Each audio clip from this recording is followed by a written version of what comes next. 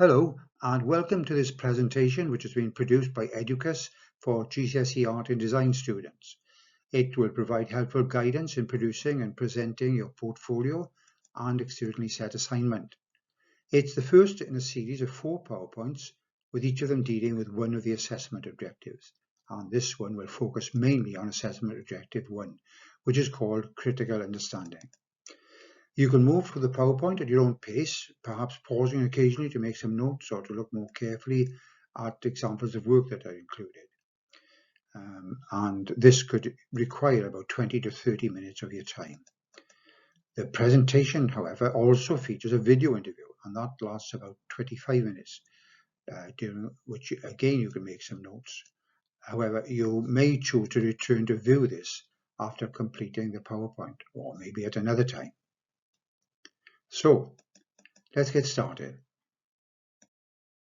To follow the guidance given as we go through the PowerPoint, it will be helpful if you're able to refer to the 4 key documents listed here, and also the mark scheme for assessing the portfolio. We'll take a look at that in some detail later.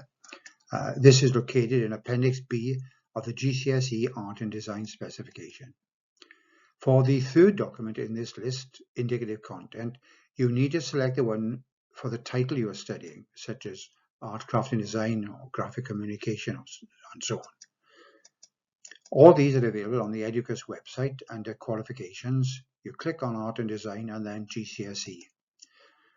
To achieve your best with your portfolio and externally set assignment, it's very important that you have a good, secure understanding of these key documents.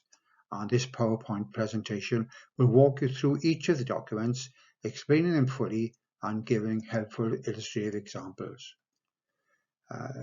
Occasionally there will be information that will be repeated, but don't be put off by this.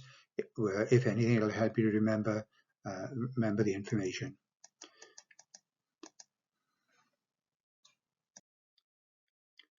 This resource is designed to help you understand how to approach your NEA.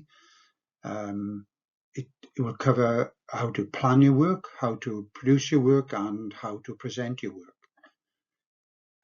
You may be a little puzzled by the inclusion of NEA, and I'll make that clear now.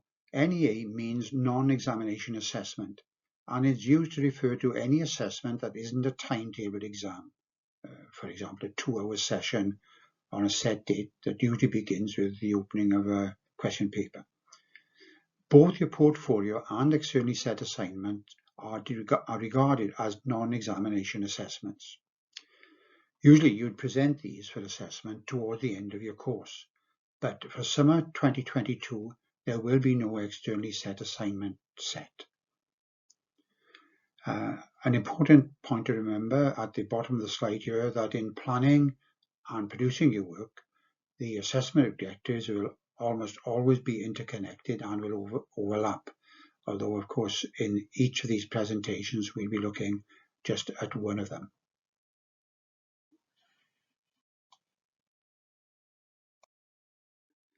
You're probably quite familiar with the 4 assessment objectives, and these have been identified because they cover the main areas of art and design, and by addressing them this will provide a good all-round basis for studying the subject. They've been named by WJC to indicate what they are mainly concerned with. And then the final point repeats what we mentioned in the previous slide. Nevertheless, it's an important one.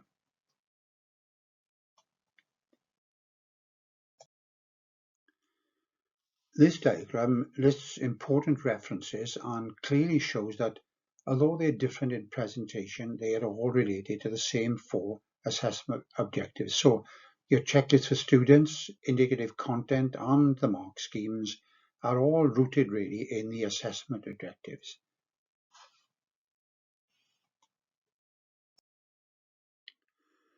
Students often ask the first question, what do you get marks for?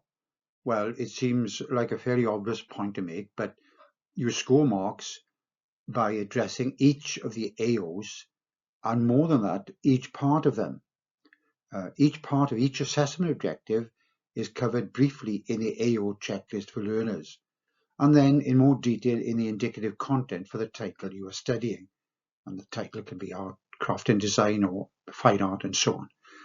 In producing your work, then, check from time to time that you are giving equal attention to each of the assessment objectives. And this will ensure that you are following a suitably broad and balanced course of study.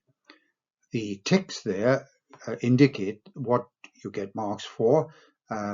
The third one refers to mark schemes, and these are made up of statements that describe the quality of work expected at different mark bands. And then following that, each of the 4 assessment objectives carries an equal number of marks. So if you want to get most marks, you must show that you have given the same attention to each of the assessment objectives. This being the first in the series of 4 PowerPoints, we may need to remind ourselves of the timescales and deadlines that are involved. However, your teacher will be able to give you more precise details. Marks are lost when work is rushed to meet deadlines, so time planning is important for success. Don't attempt to push deadlines given by your teacher. This can often spell disaster. In fact, it's best to complete work ahead of deadlines so that you can be more relaxed about concluding your course, and your teacher will have enough time to fully review your work and to make an accurate assessment of it.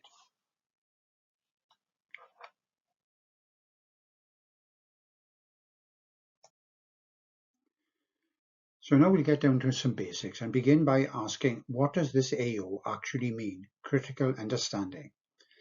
It's helpful to relate what you are asked to do in this subject to what you do in other subjects.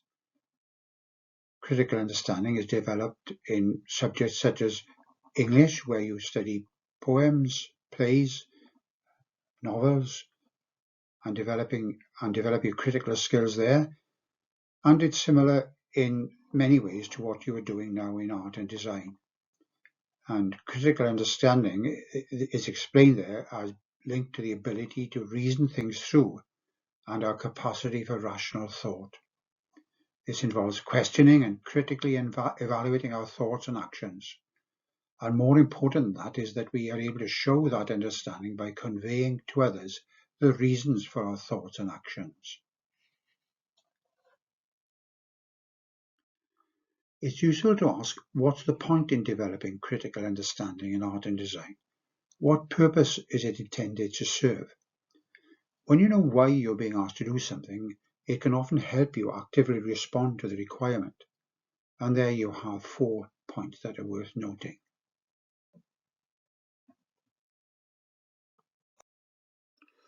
And again, the 4 points made here explain how AO1 can impact more generally perhaps on your work. And again, you could change these into questions such as, is your study of AO1 providing stimulating starting points? Is it prompting you to search for relevant connections? And so on.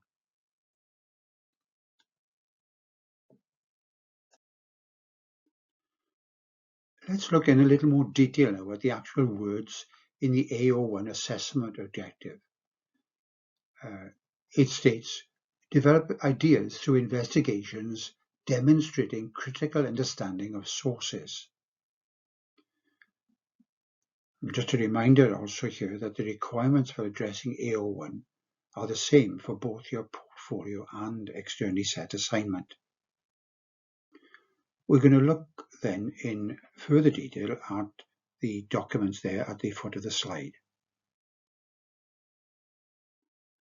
We're now going to look at the documents listed in the previous slide, the first of which is the AO1 section of the checklist for students.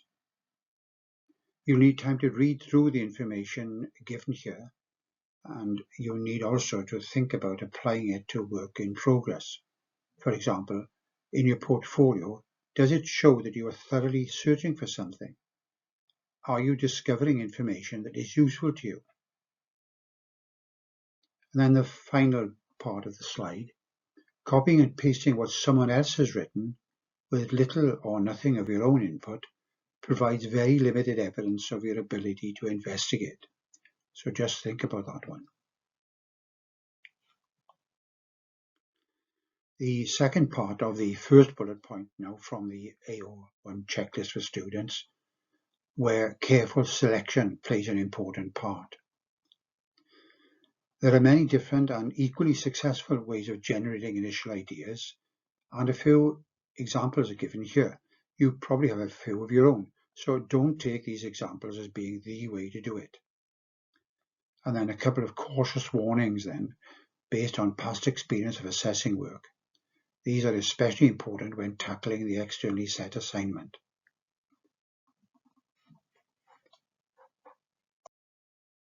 So in generating possible ideas, we have an example here which is based on the theme of protest and combines words and images. An extensive variety of possibilities are given here, with the theme reflected in the way the ideas are presented. Maybe rather too many ideas. And now a third example, with the emphasis on a single image and a range of ideas connected with it. Which of these examples impresses you most, and why is it the most impressive?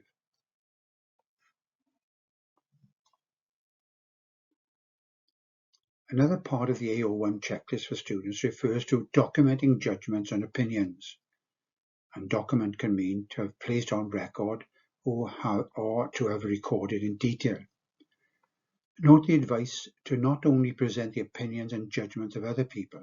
It's important to research and include these, but you will need to say why you've included them and how they relate to your own personal views.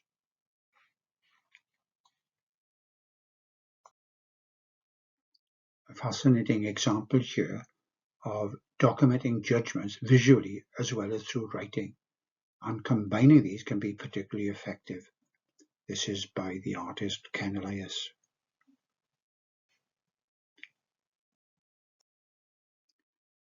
And another example here of the same thing, how a GCSE student has documented research in both words and images.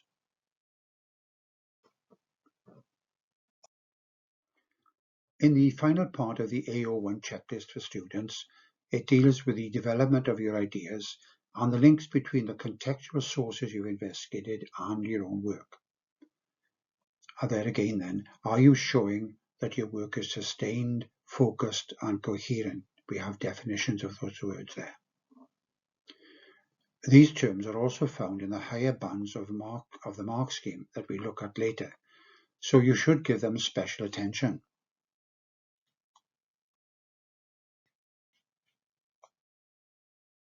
Here we have listed the wide range of contextual and other sources that can be researched. There are so many that you need to be very selective about the ones you choose to use. Although secondary sources such as the internet can be a convenient way to access an abundance of information, none of these are likely to be as good as studying examples at first hand. And to be absolutely blunt, if you want to achieve higher marks for AO1, then it's best to spend quality time looking at work firsthand, possibly in a gallery, a workshop or studio, where you study selected examples of work and document your judgments and opinions in written notes and sketches. But to get the most from your visit, make sure you are thoroughly prepared in advance and plan for the visit.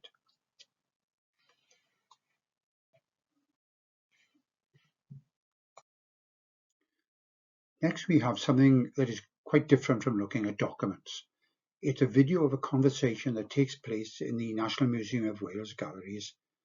And as you listen in, you may find it helpful to make notes in line with the 5 questions that are asked here. The video lasts about 25 minutes, so you may prefer to watch it later.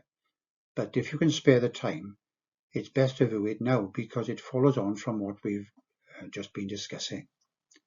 So now we look at the video.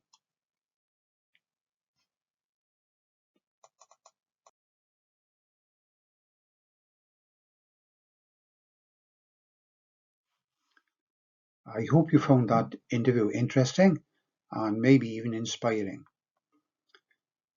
For your portfolio and externally set assignment, you will do some independent research into a theme or topic, and this will include looking for information in a variety of published sources, including TV, radio, and on the internet, etc. Using information from other sources is a good way to gain knowledge and understanding of a subject, but you must take care how you use it.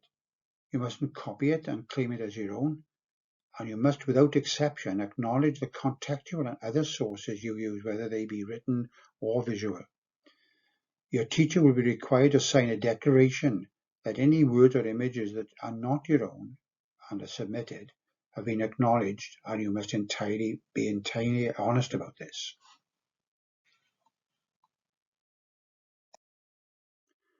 We've looked at the AO1 checklist for students, which can be used for all titles. And now we're going to look at indicative content. And this is relevant mainly to the title to which it applies. It is appropriate for both your portfolio and externally set assignment within the title you're studying. And just a reminder there, the title is the word used to label the different aspects of art and design study for GCSE. Titles such as art, craft and design, fine art, and so on. You'll find it helpful to read through these documents, not just what we're covering here, but you may want to return to them and look at them in more detail perhaps. And although here we're looking at the one for art, craft and design, much of what we're going to explain will also be generally applicable to the indicative content for the title that you were studying. The first bullet point in the indicative content for art, craft and design is there, and you can see that it begins with develop ideas, and that's the central purpose really of all that follows. It's about investigating different relevant sources that will inform those ideas that you are developing, and some definitions there that will be of use to you.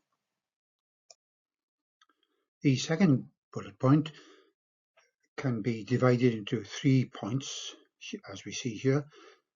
First of all, you should explore a wide variety of work. You should be aware of the differences in the ways artists, craft workers and designers approach and produce their work, and their purposes and intentions should be explored. Purposes can mean the reason for which something was created, and intentions can be defined as a commitment or plan to carry out something. But if you want to simplify that, it can be really a matter of asking how work was produced and why it was produced. The third bullet point here requires you to develop analytical skills and critical skills, and those are explained as simply as possible here. So you may need to take some time to look at these to understand what they are really about. And then the fourth and final bullet point, and it's about referring to the different processes through which art, craft and design outcomes or products are made. And you should also show awareness of the utilitarian applications of examples that you study, where this is relevant. They won't all be relevant, but where they are, then you should be aware of the utilitarian functions of that example. And utilitarian can mean designed to be useful or practical. Right, we'll next then move to look at the third of the key documents that we referred to earlier, and in particular we'll consider the bands 4 and 5 in the AO1 section of the mark sheet for the portfolio.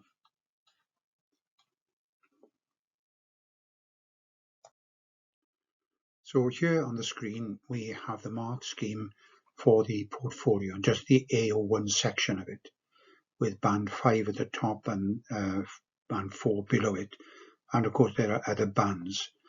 And apart from the differences in mark allocations, the GCSE portfolio and externally set assignment mark sheets are the same.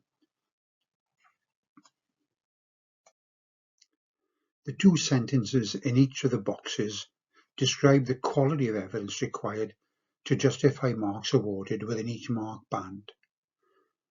In this slide, we'll deal with the first sentence in the band 5 and band 4 boxes. These necessary qualities have been explained in the key documents we've dealt with throughout this presentation, like sophisticated and coherent words that were defined earlier. It's now time to think again about the explanations and suggestions made so that you see how these are taken into account in the final marks awarded for the AO1 part of your work. In this slide, we'll deal with the second sentence in the Band 5 and Band 4 boxes. It's not easy to fully understand how marks can be applied to the qualities referred to, which we sometimes call criteria, and it takes a lot of experience to accurately make such fine judgments. But to see these judgments in action, you can visit the lightboxresource.co.uk website, click on Assessment and then on Assessment Videos, and then you'll see how an experienced moderator applies the criteria in marking examples of GCSE work. This will also give you an idea of what standards are expected in order to achieve the different mark bands.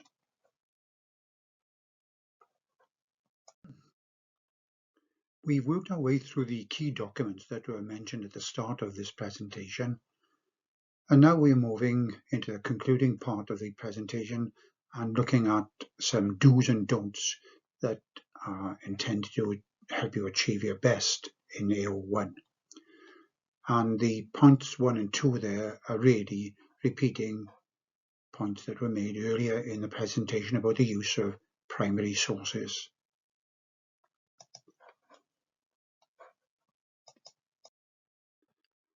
In the first 2 points here, the emphasis is on the importance of selection. Then in point 5, you're discouraged from making copies from reproductions of works of art without any further development.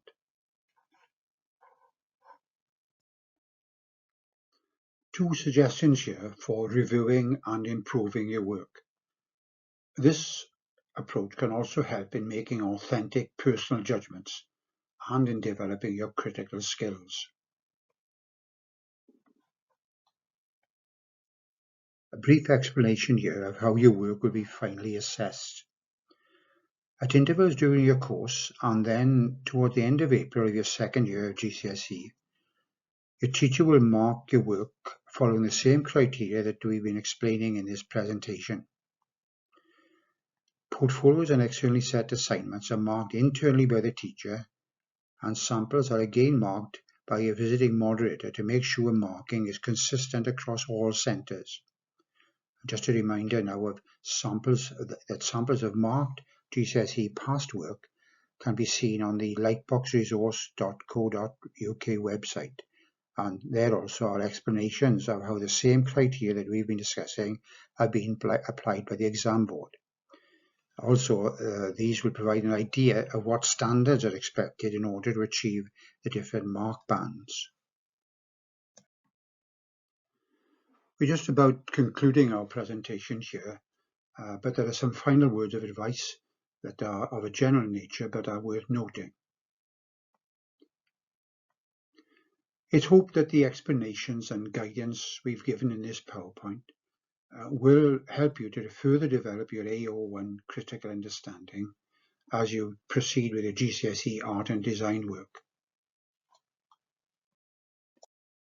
In conclusion then, we must acknowledge the most important part played by your teacher in providing help and advice, including perhaps further guidance relating to your AO1 critical understanding. We wish both you and your teacher every success.